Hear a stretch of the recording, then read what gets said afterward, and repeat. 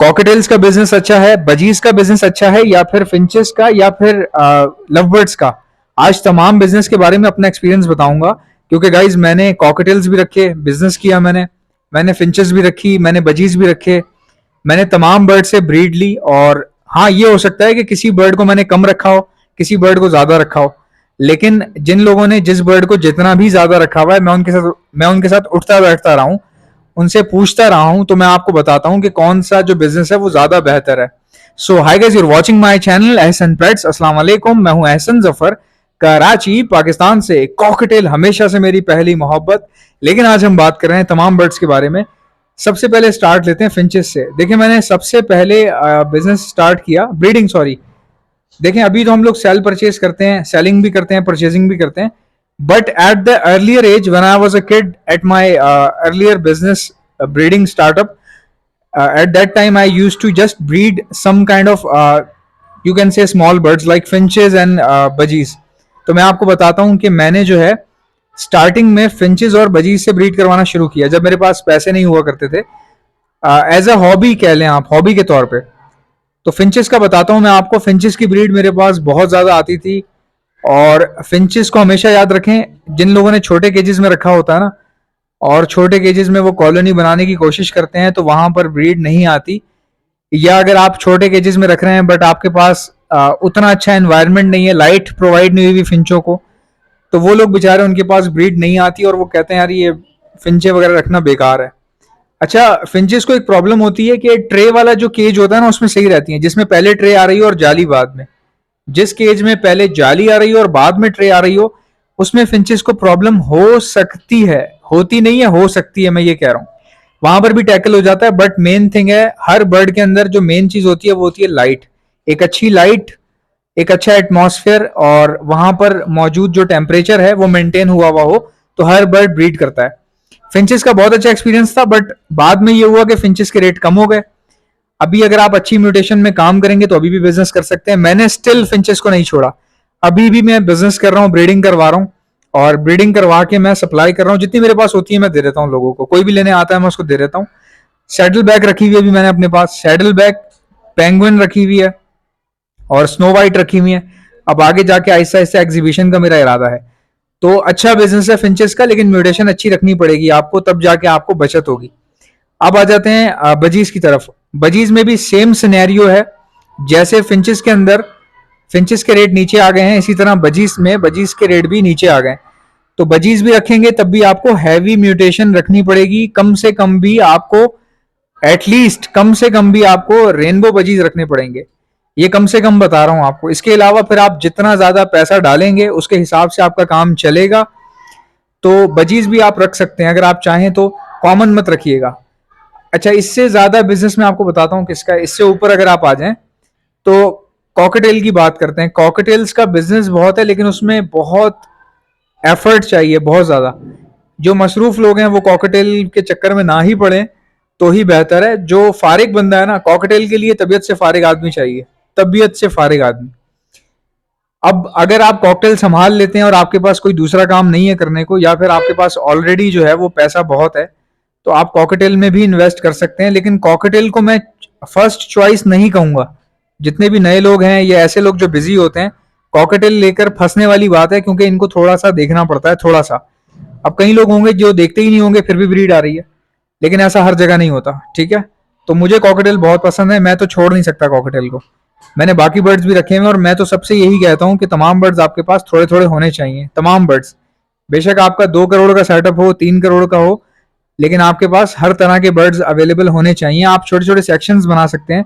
जैसे अगर आपके पास कोई बंदा लेने आ रहा है कोई भी बर्ड ऐसा जो उसको पसंद है, मिसाल के तौर पे कोई आपसे कहता है मुझे बजीज चाहिए, तो आपके पास वो भी अवेलेबल होने चाहिए।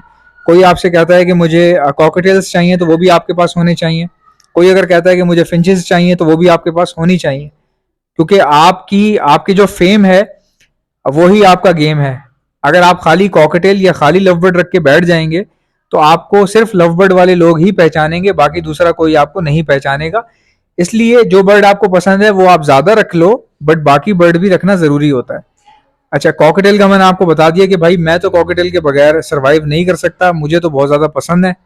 लेकिन आप जो है वो कोशिश करें कि अपनी सबसे निचली प्रायोरिटी कॉकटेल को रखें। पहले आप लव बर्ड को प्रायोरिटी बनाएं।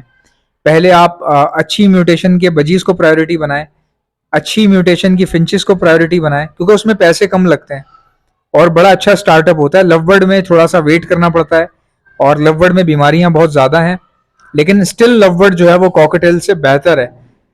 मतलब अगर आप कंपैरिजन करवाएं लव बर्ड्स का कॉकटेल के साथ, तो लव बर्ड जो है वो बहुत ही अच्छा बर्ड है और ज्यादा बिजनेस बनाकर देने वाला बर्ड है।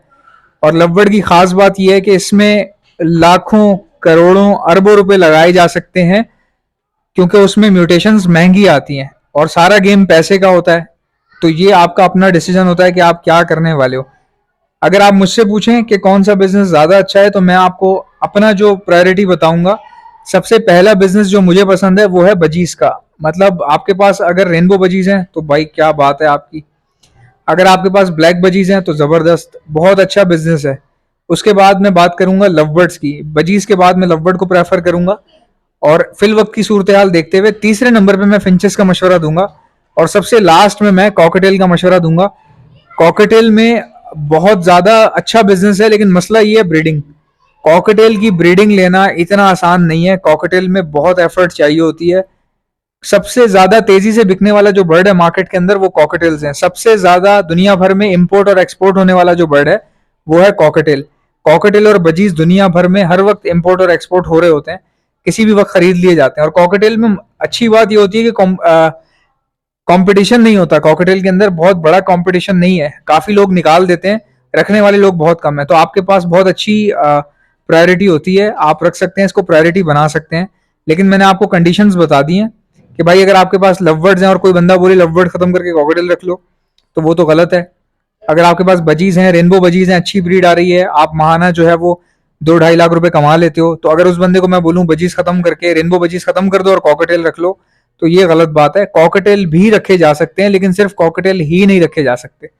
सो आई होप के समझ तो आप गए होंगे। अगर आप में से किसी को भी बर्ड्स के लिए ब्रीडिंग मल्टीविटामिन चाहिए तो आप ऑर्डर पर मुझसे मंगवा सकते हैं। मैं all over the Pakistan supply करता हूं। ऑर्डर करने का तरीका मैं आपको बता दूंगा, लेकिन पहले सुन लें मेरे पास क्या क्या चीजें हैं, ताकि आप तमाम चीजें एक ही बार मंगवा सकें और आपको डिलीवरी चार्जेस एक ही बार पे करने पड़े और आपको बचत हो जाए।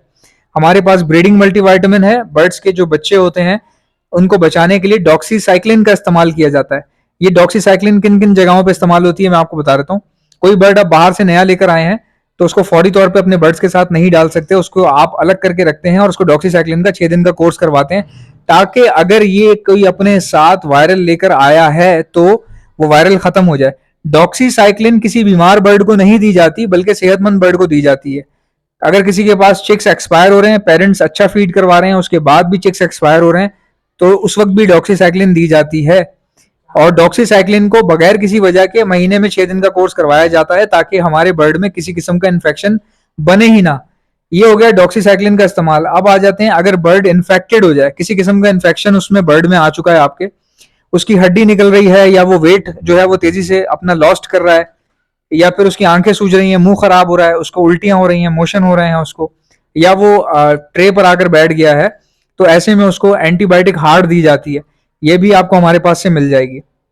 इसके अलावा हमारे पास सीड कंटेनर आता है जो बजीज और फिंचेस के लिए स्पेशल बनाया गया है, ये भी आपको हमारे पास से मिल जाएगा। इसके अलावा हमारे पास calcium plus vitamin D liquid आता है जो दाने में मिलाकर दिया जाता है। इसके अलावा हमारे पास प्रोटीन लिक्विड आता है, वो भी दाने में ही मिलाकर दिया जाता है।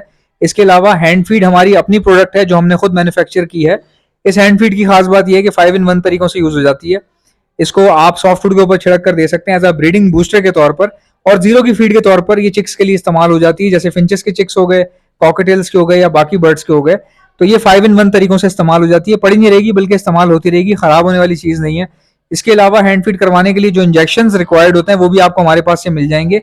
इंजेक्शन के आगे लगने वाली स्टेनलेस स्टील की नोजल भी आपको हमारे पास से मिल जाएगी, और दाना भी हम सप्लाई करते हैं साफ सुथरा। अगर आपको घर बैठे दाना चाहिए तो आपको मिल जाएगा हमारे पास से।